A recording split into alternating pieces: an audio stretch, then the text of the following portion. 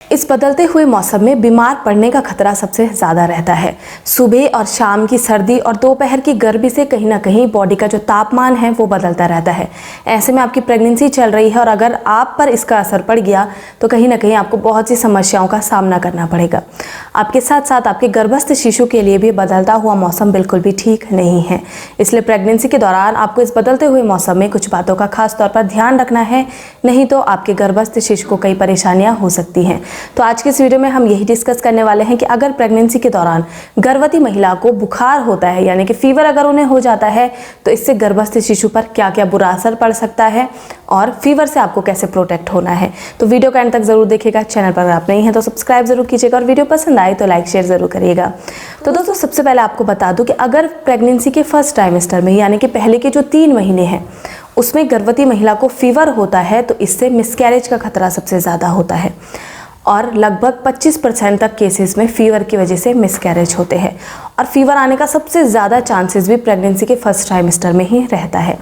हालांकि सेकंड और third trimester में भी आपको फीवर आ सकता है, लेकिन फीवर की वजह से सबसे ज़्यादा प्रॉब्लम प्रेगनेंसी के फर्स्ट ट्राइमेस्टर में ही होती है। इसलिए अगर आपका फर्स्ट ट्राइमेस्टर चल रहा है तो आपको बहुत सावधानीपूर्वक ही चलना चाहिए, क्योंकि इस दौरान अगर आपको तेज़ फीवर होता है तो इससे कई बार शिशु ऑटिज्म के साथ जन्म लेता है, या फिर कई बार शिशु का जॉ यानी कि जबड़ा जो है वो सही से विकसित नहीं हुआ होता है। और कभी कभी तो शिशु हार्ट डिजीज के साथ भी पैदा हो सकता है, यानी कि उसे हृदय संबंधी कई समस्याएं हो सकती हैं। तो इस तरीके की अनगिनत समस्याएं कई बार गर्भस्थ शिशु यानी कि जिसने अभी जन्म भी नहीं लिया है उसे हो जाती है, क्योंकि प्रेगनेंसी के दौरान आपको हाई फीवर हो जाता है या आप इन्फेक्टेड हो जाती हैं।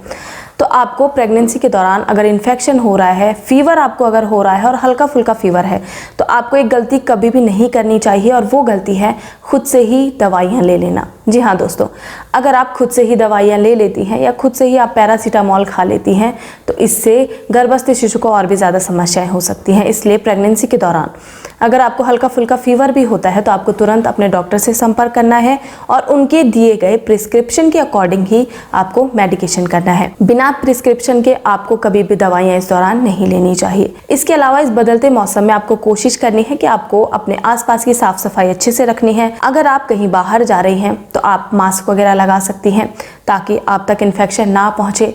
आप बाहर से घर अगर आ रही हैं तो हाथ वगैरह आप अच्छे से धो लें, इससे भी आपकी बॉडी में इन्फेक्शन फैलने का खतरा कम से कम रहता है। इसके अलावा अगर आपके घर में कोई गेस्ट आ रहा है और वो इन्फेक्टेड है तो आपको उनसे दूरी बनाकर रखनी है। कहीं ना कहीं वो इन्फेक्शन आप तक पहुंच सकता है, क्योंकि प्रेगनेंसी के दौरान गर्भवती महिला की प्रतिरोधक क्षमता जो है वो काफ़ी कम होती है। इसलिए आपको कोशिश करनी है कि अपनी प्रेगनेंसी के दौरान आपको इस बदलते मौसम के साथ स्वस्थ रहना है। बाहर का आपको कुछ भी नहीं खाना है, यानी कि 99% जो बीमारियां होती हैं, जो इन्फेक्शंस होते हैं, वो बाहर के खान पान की वजह से ही होते हैं। इसलिए आपको इस दौरान घर पर बना हुआ भोजन ही करना है, जो अच्छे से धोया हुआ रहे और अच्छे से पका हुआ रहे।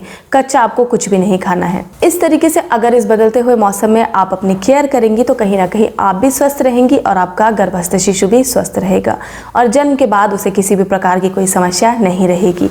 तो उम्मीद करती हूँ वीडियो आपको पसंद आई होगी। वीडियो को समाप्त करती हूँ। धन्यवाद।